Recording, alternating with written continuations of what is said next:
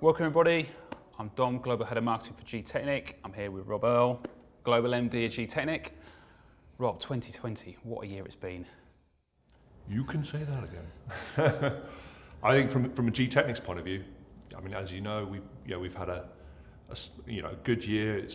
We haven't really dropped sales. From a point of view of the detailers and the detailing businesses, they've got through this incredibly well. I've always been amazed when I've been on the phone with detailers saying, "Oh no, we got bookings through." It's like fantastic. Yeah, a lot of people are sitting at home going, "What are we going to do this weekend? Can't do anything else." Oh yeah, I know what. Let's have a go at getting the car looking tidy and using some products in the car. So yeah, extremely grateful. I mean, so many other businesses have had what a horrendous year they've been. But here's hoping 2021's we get out the other side of this. And 2021, it's going to be a bit of a special year for Gtechniq, isn't it? Yeah. The big 2-0. 2-0. Because a lot of people think that Gtechniq hasn't been around as long as it has. I think a lot of people out there currently think you've been around 5-10 years, but there's quite a lot of history to the company, isn't there? Yeah, it seems like yesterday, but it is official. Next year is 20 years. So where did it all start? Where did Gtechniq all begin? Well, it wasn't me.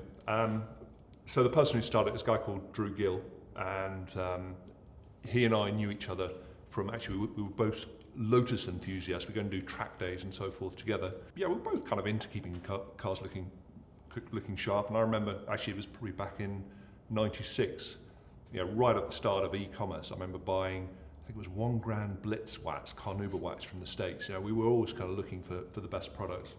He realised actually the performance versus the marketing claims there was a massive disconnect between the two, and it just so happened he's got a PhD in quantum physics and applied mathematics, so he kind of understood how to harness the then fairly new types of silicons being used in semiconductors. So, and these are all nano-engineered molecules.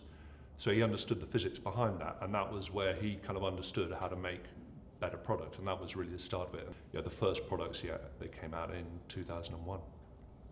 And some of them are still in the line now, so C1 is still there, it's still hanging on in there. Yeah, and some people remember that was the original packaging.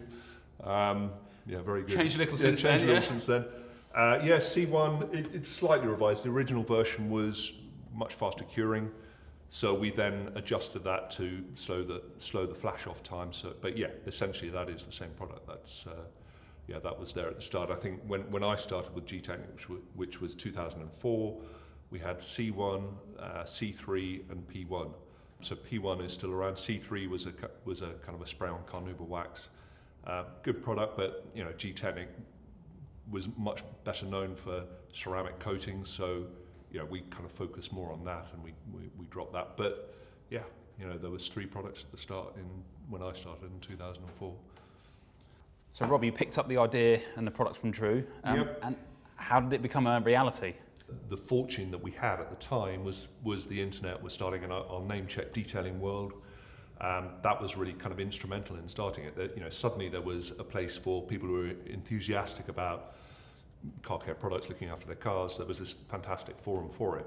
We were kind of giving C1 away for free just so that people could see that this was actually living up to the durability claims that we had. We were coming into a market where there were big marketing claims and the performance wasn't there, and that was really, that's why we started Gtechniq. So Rob, have there been any particular challenges that you've had to overcome, or incidents that might have happened over the last 20 years that have made it things not always go as smooth as possible? Yeah, one in particular. 3 o'clock in the morning, 29th of September 2012, the business burned to the ground. That was quite a challenge. I mean, we were wiped out. There was nothing left. But it was kind of funny. It was at the time we were just starting to go then. So it was kind of one of those things. You kind of sometimes you have this.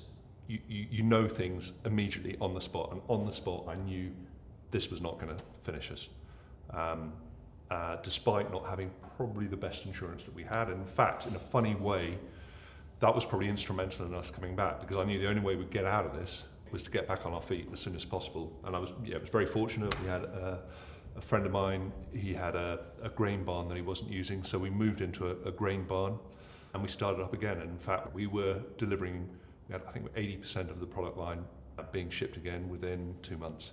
And I think some of our customers didn't even know that That's we incredible. had So yeah, I don't think I want to go through it again. So that was a challenge. And I think obviously the other challenge is to stay relevant, to stay, the technology is changing very quickly. There is luck involved. I would say, crystal serum was instrumental in our development.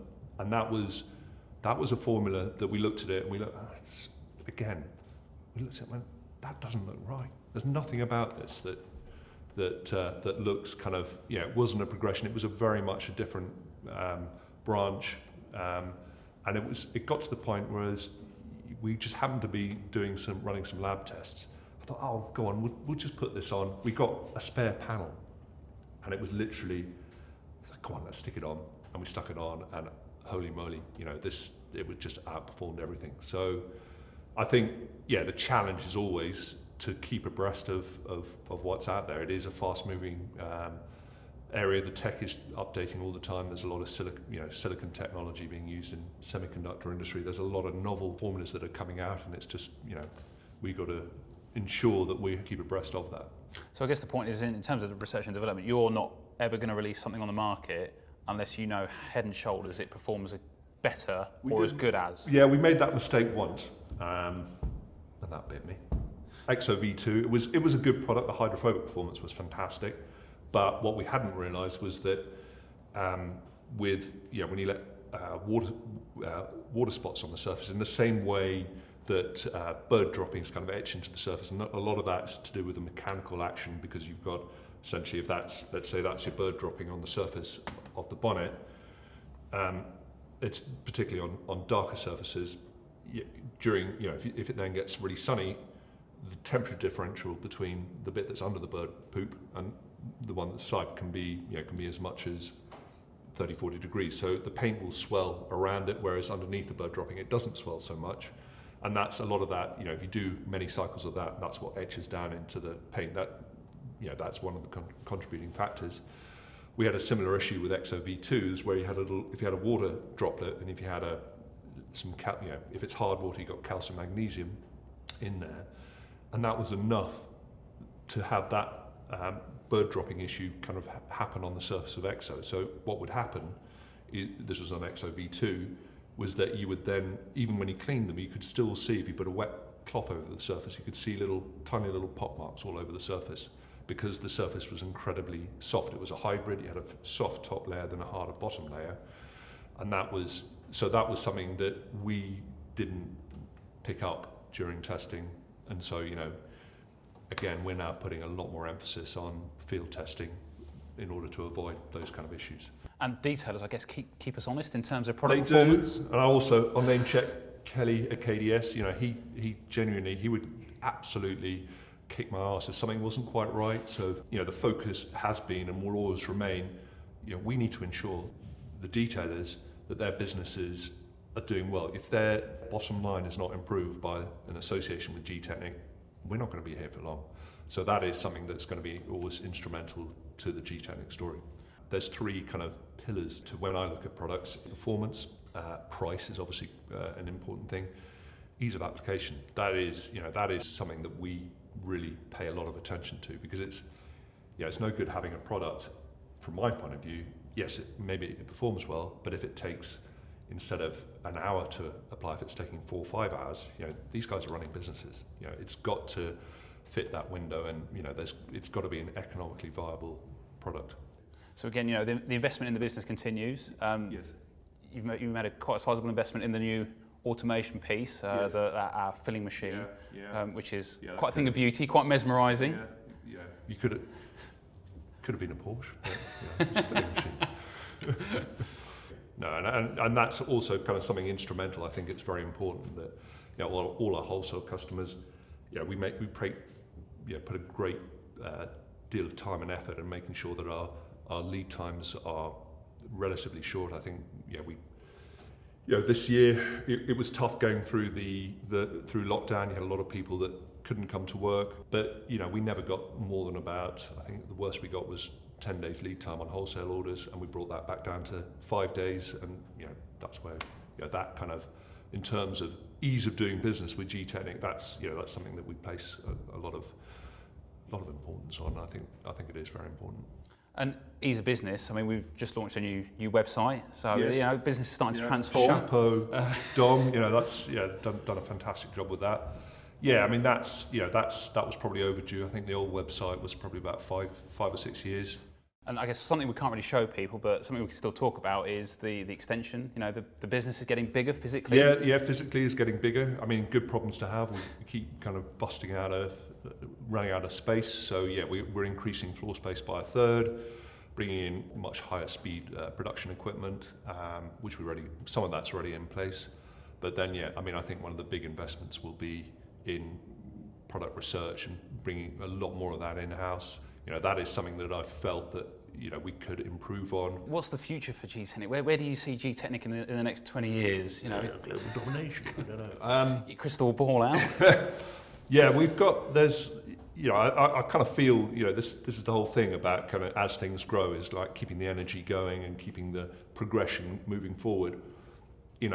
We now currently are probably working on 10 different products.